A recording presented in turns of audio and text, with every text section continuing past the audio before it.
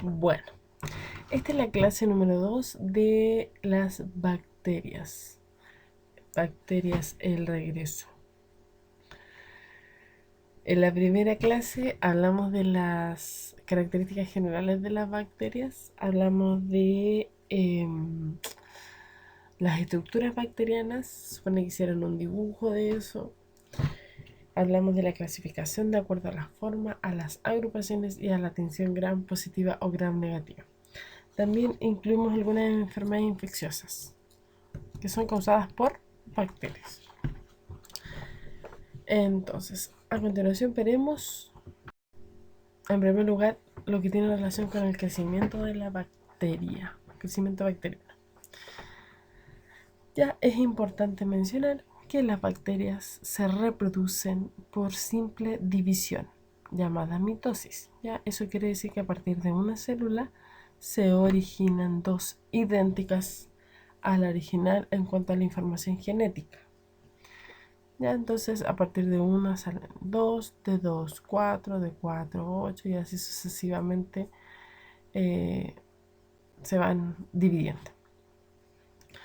Ahora, cuando hablamos de crecimiento bacteriano estamos refiriéndonos obviamente a la población de bacterias, o más bien a la colonia de bacterias. Este crecimiento tiene 4 etapas que se representan ahí en ese gráfico, que son la fase de adaptación, la fase exponencial, la fase estacionaria y la fase de muerte celular. Ya el gráfico muestra el número de células viables versus el tiempo. Ya vamos a partir entonces con la fase de adaptación. La fase de adaptación, si ustedes se fijan, es una línea horizontal porque durante esa fase se va a mantener el número de bacterias. Ya no va a aumentar. Lo que se llama adaptación porque las bacterias están buscando las condiciones adecuadas para poder comenzar su crecimiento. ¿Qué condiciones? Que haya espacio, que haya nutrientes, que haya agua, que haya oxígeno o que esté la temperatura adecuada para su crecimiento. Temperatura y pH.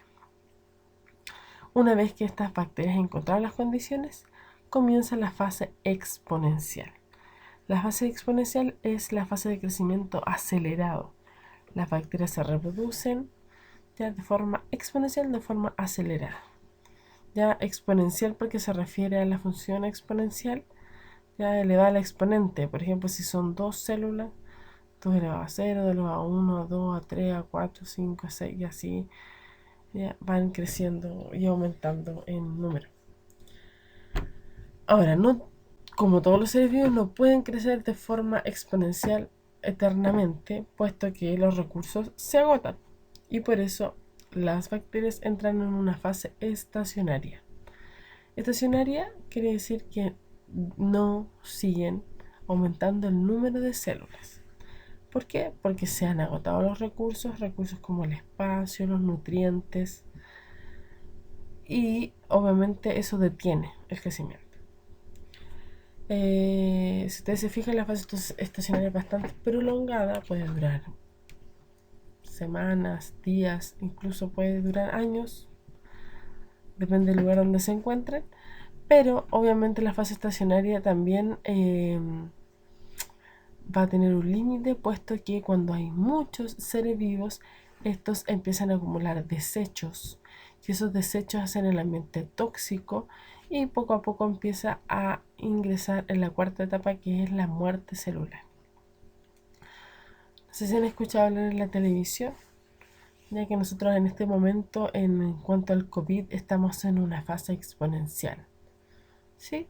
Y que queremos llegar al pic, así como al número máximo de contagiados para entrar a una fase estacionaria y después vayamos disminuyendo, ¿verdad?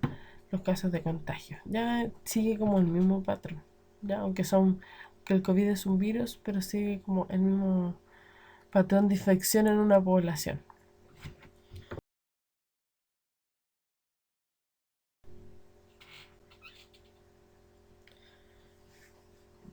Otro aspecto importante que vamos a revisar en relación a las bacterias son los mecanismos de transferencia de material genético.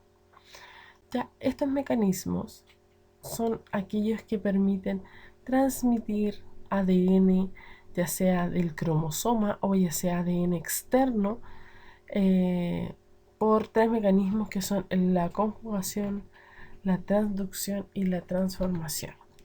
Y en la imagen que aparece ahí, la bacteria ha liberado todo su material genético hacia el exterior. Ese material genético puede ser utilizado por otras bacterias y adquirir nuevas características.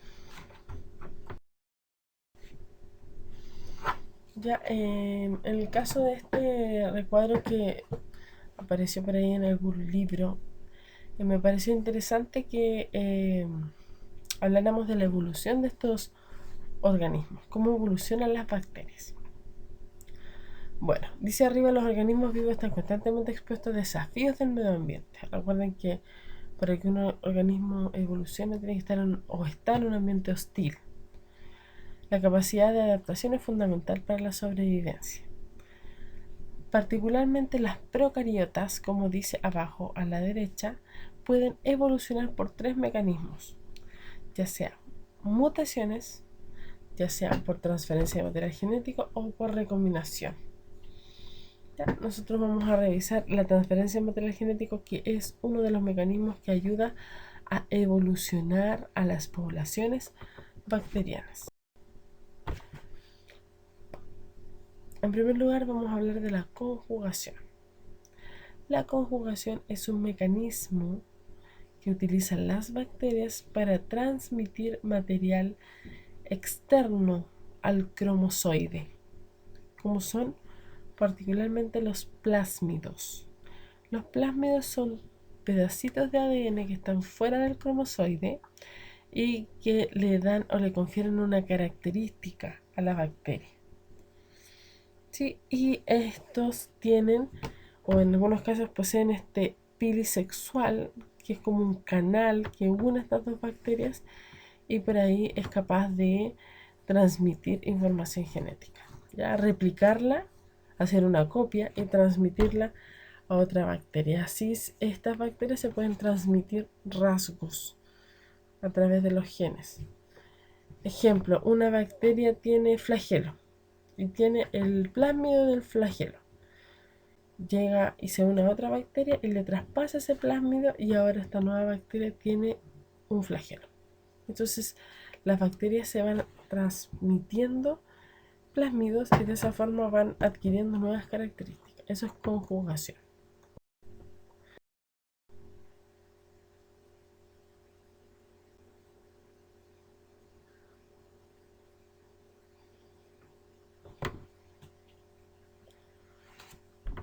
Bueno, por otro lado tenemos aquí dos mecanismos que son la transducción al lado izquierdo y la transformación al lado derecho.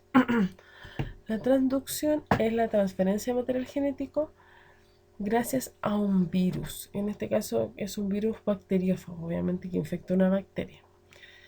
Los virus lo que hacen es inyectar el material genético a las bacterias y la transducción, este material genético puede ser incorporado al cromosoide. Eso se llama transducción. Estoy recibiendo material genético pero con ayuda de un virus. Y en la transformación, si usted se fija al lado derecho, la animación muestra cómo la bacteria ingresa un trocito rojo o rosado a la bacteria, al cromosoide, pero es ADN externo que está fuera de la célula. Puede haber sido que una bacteria murió y liberó todo ese material genético y lo incorpora, ¿ya? Incorporación de material genético exógeno. ¿Ya? Eso se llama transformación. Bueno, aquí hay un cuadro resumen de los tres mecanismos. Está la conjugación, que es la transmisión, ya si usted se fija, por un pile sexual de plásmidos.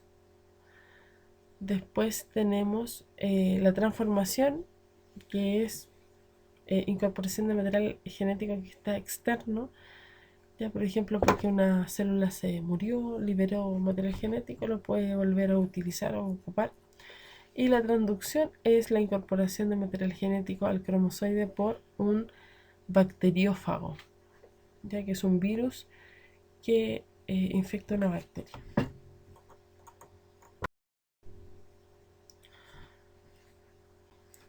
Para entender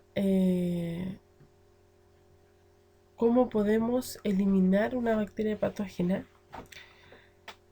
es importante saber qué es un antibiótico, para qué sirven, ya, y cómo son utilizados en los tratamientos de las infecciones bacterianas.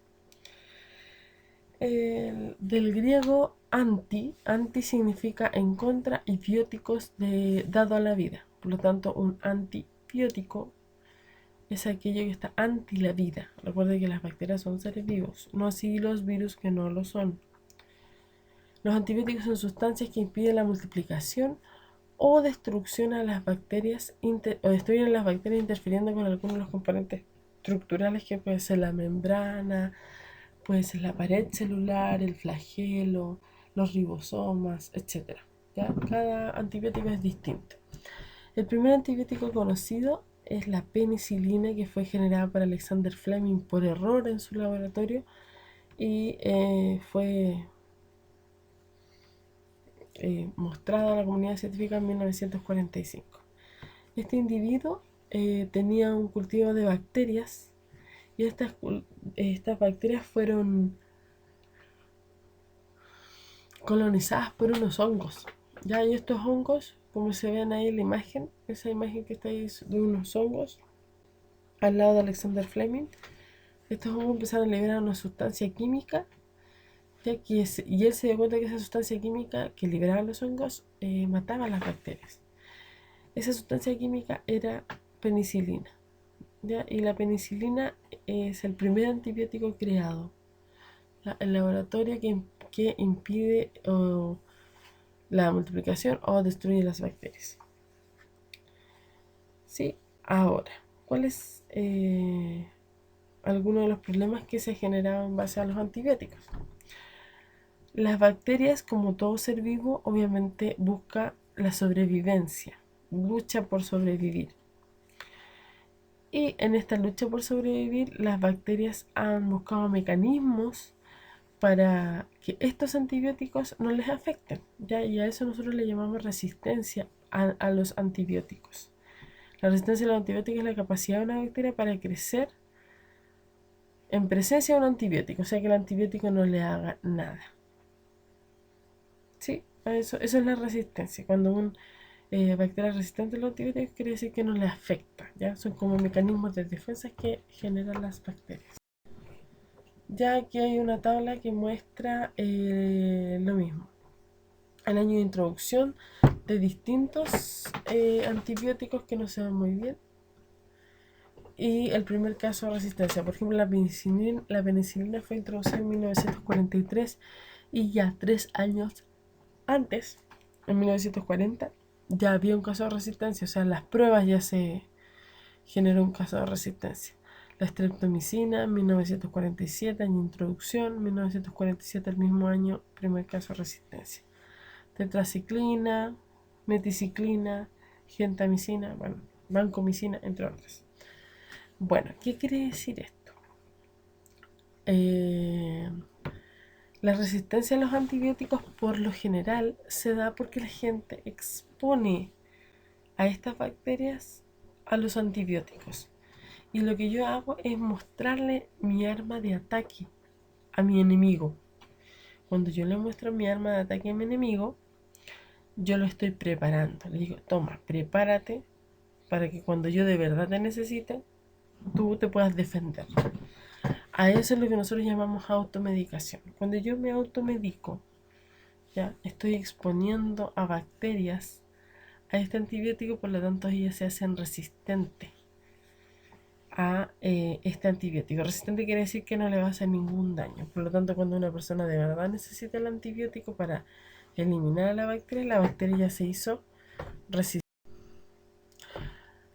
¿Cómo o por qué existen las bacterias resistentes a los antibióticos? Bueno, porque con las bacterias, cuando se reproducen, ya en las poblaciones puede aparecer un individuo que sea resistente por mutaciones, porque las bacterias evolucionan, y esa bacteria resistente no muere en presencia del antibiótico y luego puede volver a reproducirse y a generar una población nueva resistente al antibiótico. Entonces, ahí dice los antibióticos pueden dejar de curar cuando yo me automedico, ya yo expongo mi arma de ataque a estos individuos. Ayuda a tus antibióticos a hacer su trabajo. Ya dice finaliza, por ejemplo, toda la prescripción cuando el doctor nos dice debe tomar este antibiótico durante 7 días. Ya si usted para antes de tomarlo, por ejemplo, el quinto día, basta con que haya una bacteria patógena para que se vuelva a reproducir, o sea, hay un rebrote de la infección. Tómalos cuando haya que tomarlos, ¿no es cierto? Cuando esté prescrito, cuando te digan que hay que tomarlos, ayuda a prevenir entonces la resistencia a los antibióticos. Ya no. Eso, en relación a los antibióticos. Bueno, yo voy a ver la tarea en relación a todo lo que hemos nombrado ahora.